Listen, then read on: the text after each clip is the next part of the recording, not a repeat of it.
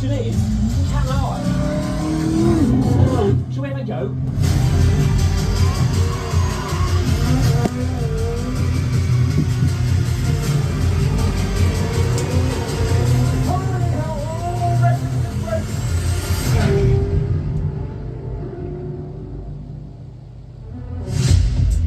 The Koenigsegg Jesko attack.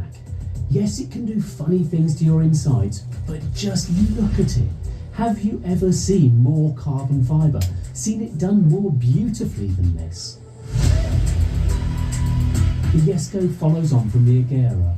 Only 125 are being built, with prices around the £2.85 million mark. It's a thing of considerable value and beauty. So should it really be ripping around Dunsfold like a racing car? Which it isn't, is it? I mean, it's barely even a car at all. It's more like a multi-million-pound mobile artwork.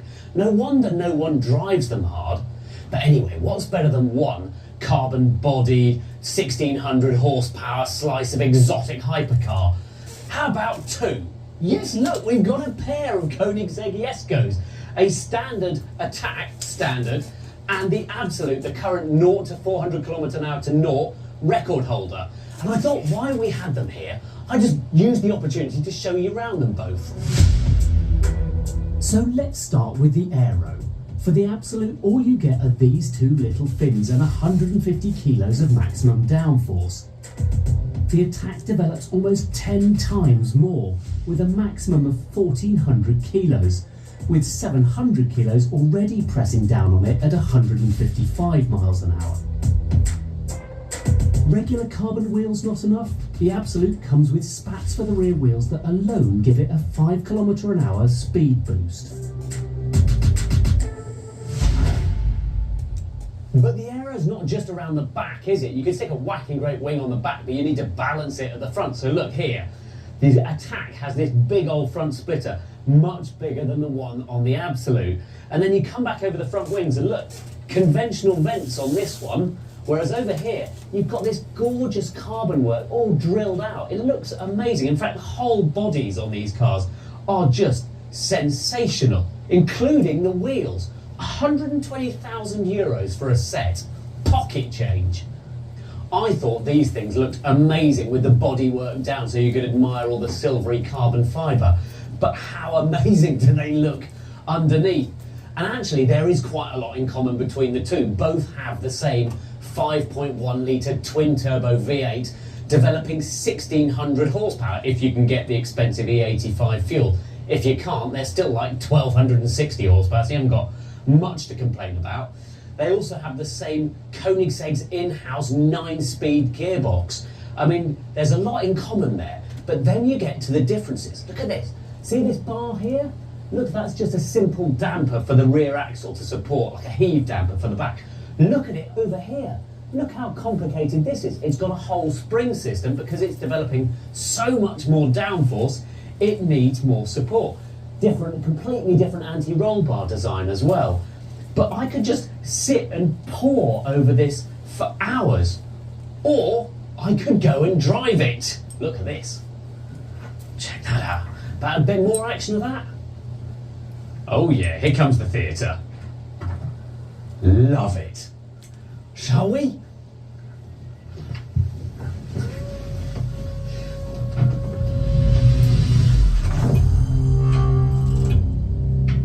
Now the Absolute recently set some world record acceleration times, but I thought you'd like to see how fast the slow Jesko is.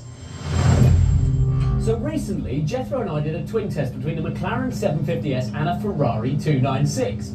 And in that, we said that there was nothing really faster on a public road than one of those cars. But this isn't a public road, this is Dunsfold. And I want to show you just how fast a Jesko Attack is. And this is the slower one, remember?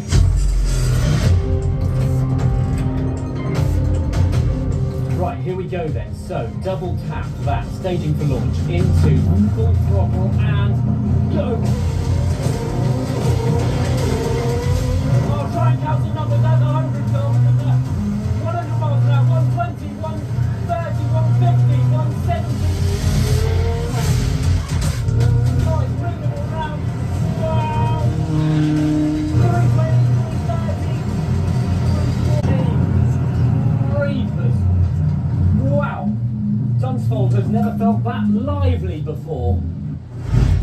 Apologies there for the switch between miles and kilometres an hour. I was a bit preoccupied to convert the numbers, but let's pick a bit at the figures. The Jesko struggled for traction all the way to 100 miles an hour at dusty Dunsfold, getting there in 5.3 seconds, not much ahead of the McLaren and Ferrari. But where they need another 5.5 seconds to get to 150 miles an hour, the Jesko is there in 3. From 100 to 200 miles an hour, the Jesko is as fast as a Lamborghini Urus or Audi RS6 is to 100 miles an hour. Along the way, it went through the standing quarter in bang on 10 seconds at 170 miles an hour.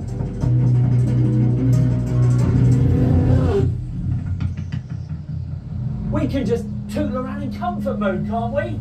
Please? Can we, please? Oh, YouTube, what are you doing to me? I know what you want.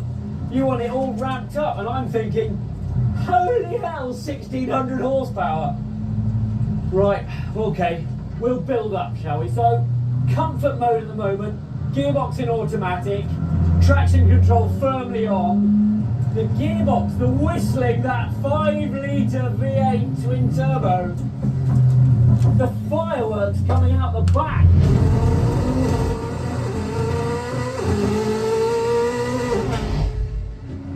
Ride feels good. Actually, stability, all of that sort of thing, feels really, really impressive.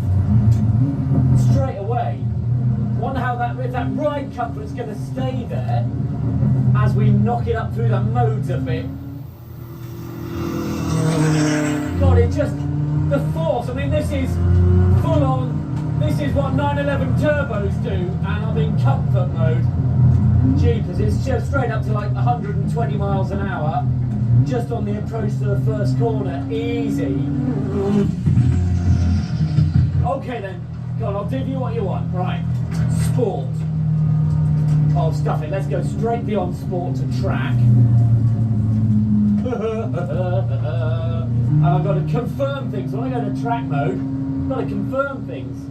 Not for use on public roads. Brilliant. Now I've got access to my traction control settings. And the stability control, which is currently on and staying on. Jesus, right, okay. Right, down to hammerhead then. I mean, steering, precision of that front axle. What a jeepers creepers. Jesus Christ!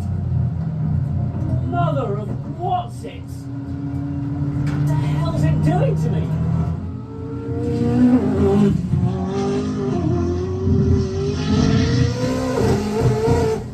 I've gone on the record of saying, oh, there's not much beyond 750S and 296 GTB in terms of performance and things. Ah, something has opened up a new world here. Well, it's got a long travel throttle and I'm very glad of that.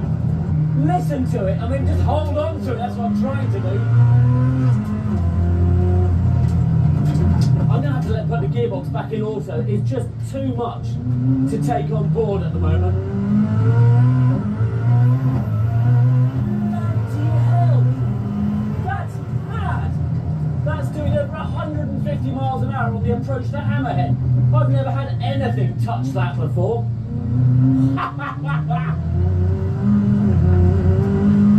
But it's predictable. It's just got to get it straight. And my God, I've got this orange dash thing on the dash that's doing all my G-forces and rotating around, and it feels like a extremely luxurious Le Mans racer in here with this wrap-around windscreen, and hurry, off we go. Jeepers creepers, my word.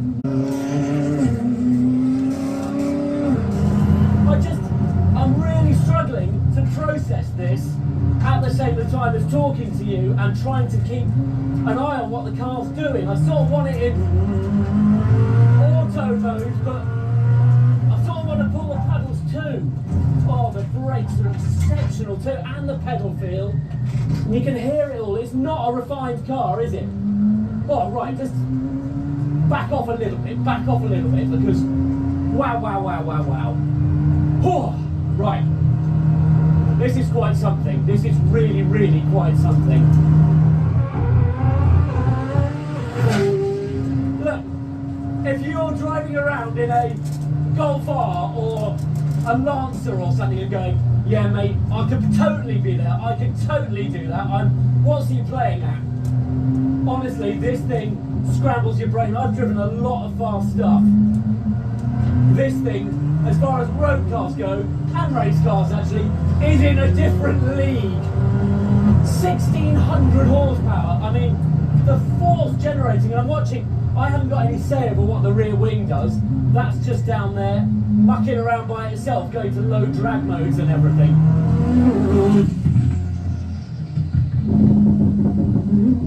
Okay, really brave Bills.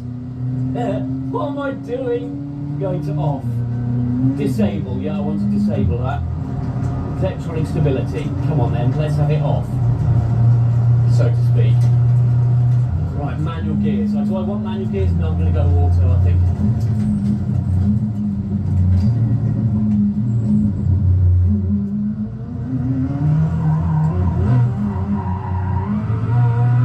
Oh, wow!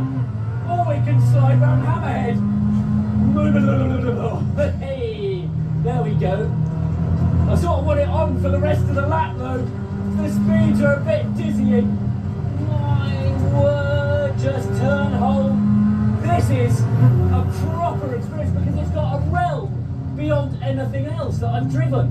I mean, a Pagani Utopia is fantastic, but it's like not much more than half the horsepower that this has got.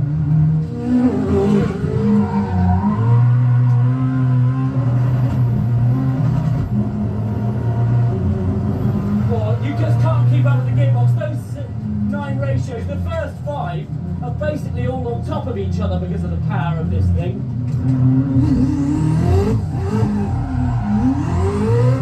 I just can't tell you how this thing accelerates. The wheel spin up to 100 miles an hour. What happens beyond that? Oh my God, this now feels like I'm putting myself through ritual punishment for your benefit. I mean, I'm loving it, but my glasses are slipping off, my face is... You say I'm loving it, of course. That's crazy. That's just fast as hell. I just don't feel I'm scratching the surface of this thing. Getting your head around it, getting comfortable with what it's capable of, how friendly and accurate it is to drive. It's absolutely wild. And how much grip it's got and how composed it is. But it's mainly about, it does all that, and other supercars do that. The realm beyond is when you're up above 120 miles an hour. Because what it does beyond there is just unbloody believable. How to sum up this most hyper of hypercars? The biggest revelation is that it's not just a power monster, but a great communicator. The brakes are mighty. It's best to let the gearbox sort things out itself, but the long travel accelerator is an absolute winner, giving you plenty of movement to realise exactly what you're letting yourself in for. 1600 horsepower. It's mad.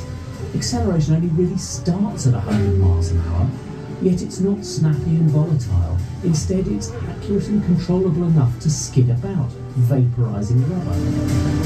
And yes, in case you're wondering, Stig did have a go. You'll be seeing the results of that soon. Oh, I can't wait for that.